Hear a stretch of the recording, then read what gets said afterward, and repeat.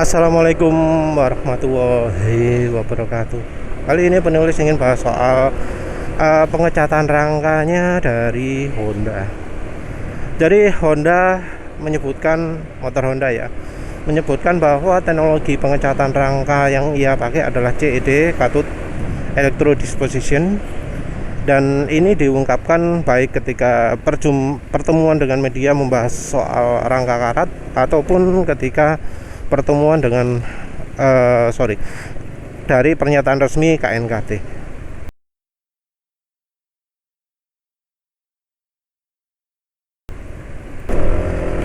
Dari pernyataan resmi KNKT disebutkan juga bahwa yang dipergunakan Honda itu adalah CED, Cathode Electrode Disposition. Terus dari KNKT juga menyebutkan bahwa karat ditemukan dari bagian dalam rangka yang tidak dicat. Tapi kontradiksinya dari penyelidikan itu menyebutkan bahwa yang dilakukan Honda, prosedur mulai dari mendapatkan raw material, terus dibentuk, terus dilas, terus dicat, itu semua sudah sesuai dengan standar.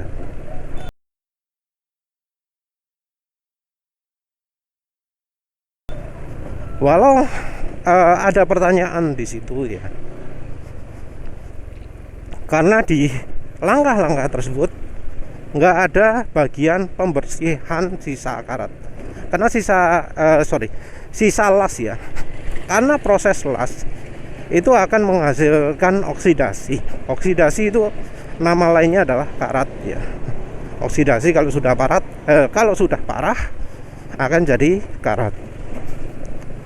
Jadi itu ya yang jadi pertanyaan besar, mengapa kok itu nggak dibersihkan dulu sisa oksidasinya? Karena dalam prosedur pengecatan yang baik, harusnya sisa-sisa pengelasan itu dibersihkan semua, baik dari sisa oksidasinya yang warna coklat-coklat, warna ireng-ireng yang ada di sekitarnya las-lasan, ataupun silikatnya.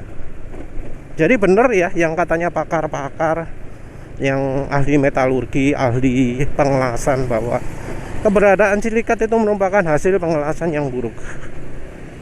Nah, hasil silikat ini juga akan mengganggu proses pengecatan, karena cat jadi nggak bisa melapisi seluruh permukaan logamnya. Jadi harusnya silikat itu dibersihkan dulu. Jadi silikat dibersihkan dulu, yang bagian sisa oksidasinya dibersihkan dulu. Tapi yang terjadi adalah tidak ada proses itu di proses pembuatan rangka Honda. Nah itu yang masalah pertamanya. Terus soal kedua, soal temuannya bahwa rangka bagian dalam tidak dicat.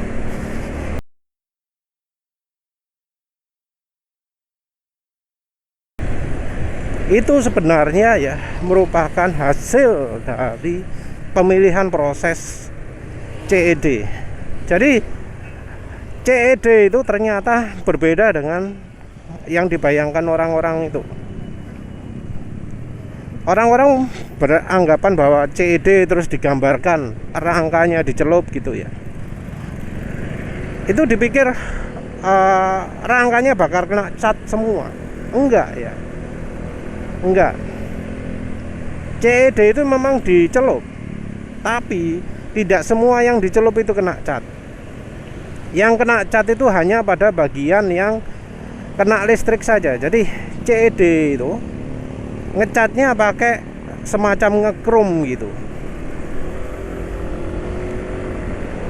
Jadi modelnya model kayak ngekrom, yaitu pakai listrik. Cat akan nempel ke permukaan logam karena adanya listrik tersebut.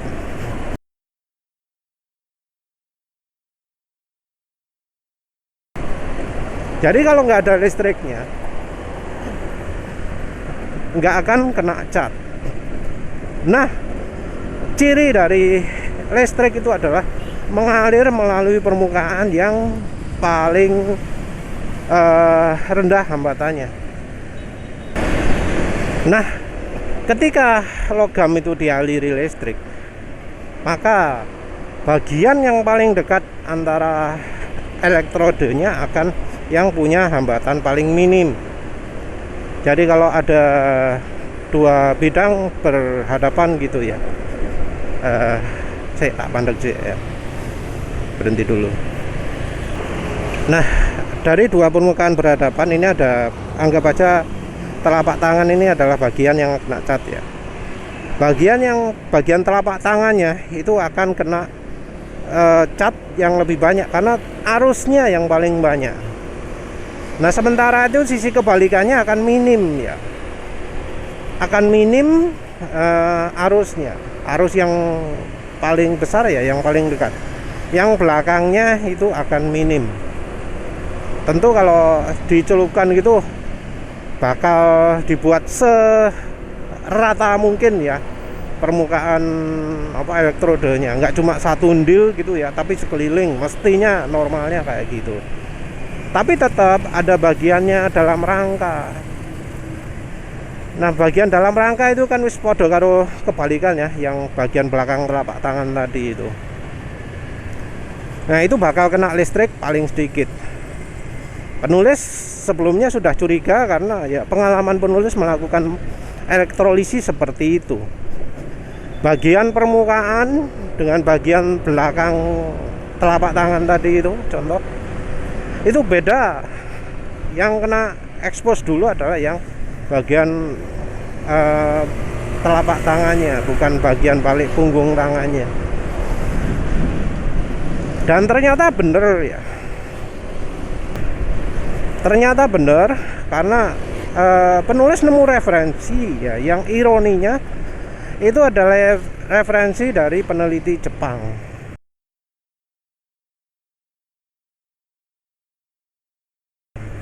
Referensi peneliti dari Jepang yang menyebutkan bahwa di proses electrodeposition sekarang, pengecatan metode electrodeposition yang sekarang itu nggak bisa mengecat bagian dalam yang tersembunyi.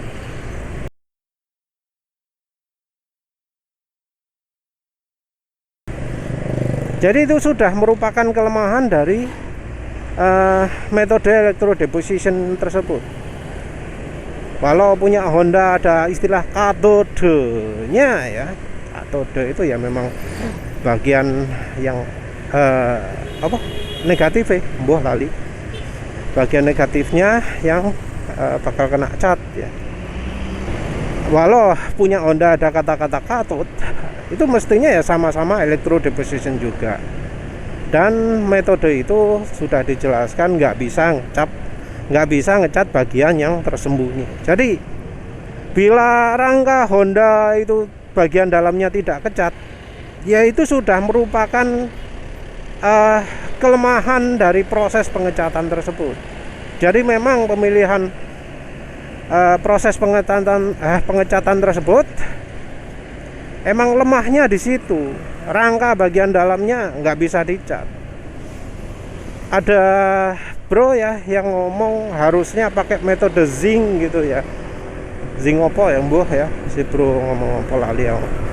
Tapi karena pingin cari murahnya pakai CED.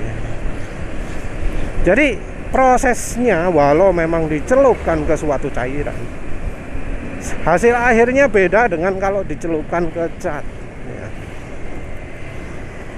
Beda ya. Kalau dicelupkan ke cat ya rasanya nggak akan ada keluhan bagian dalam rangka tidak kena cat. Tapi ini ke cairan khusus yang nggak semua permukaan yang kecelup itu kena cat. Hanya ketika dilakukan proses elektrolisis maka terjadi pengecatan. Dan ini kita juga bisa lihat dari silikat-silikatnya ya.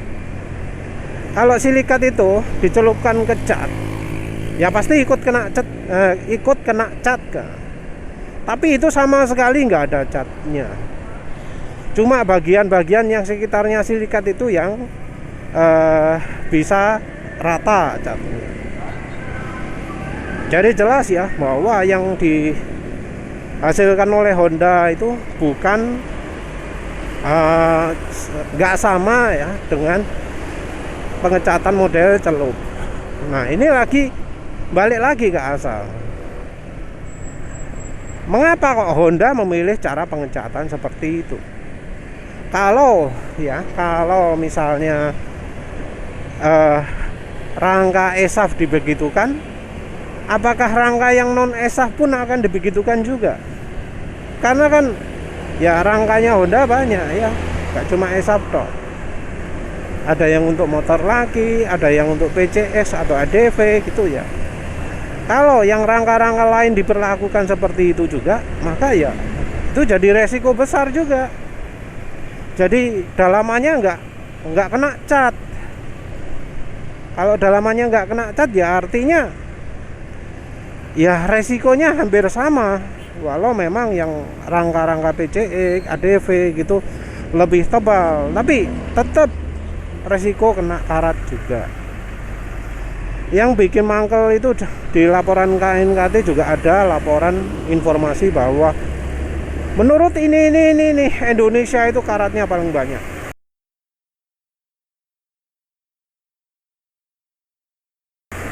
Resiko karat di Indonesia itu banyak. Lah wong kayak gitu masa baru tahu sekarang ya?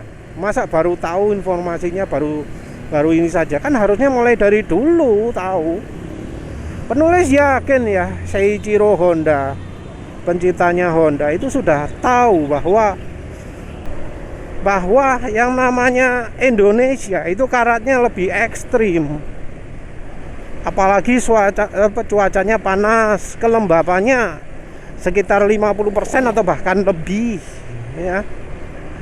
Udara makin lembab makin cepat jadi karat. Sementara di Jepang itu kalau pas musim dingin bisa saja kelembapannya cuma 10%. Keberadaan uap air di udara cuma 10%. 10% apa-apa. Mbuh lah wis pokoknya hitungannya angka 10 lah ya. Kok bukan 10% ya, 10 mm beda. Mbuh lah apa wis satuane apa lali.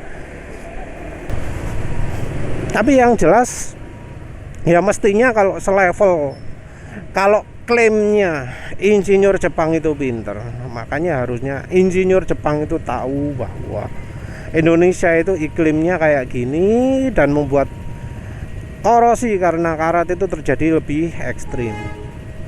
Kalau sudah tahu seperti itu ya harusnya menghindari metode pengecatan pakai CED ini, karena tahu rangka bagian dalam nggak akan kena cat. Kalau niatnya baik, maka ya dipilih metode pengecatan yang luar dalam ikut kena cat. Walau mungkin istilahnya dicelupkan, tapi ya nyatanya yang bagian rangka dalamnya nggak kena cat. Jadi nggak bisa disamakan dengan metode cat celup biasa. Ya wes lah, itu aja fokusnya pembahasan kali ini. Terima kasih udah menonton. Assalamualaikum warahmatullahi wabarakatuh.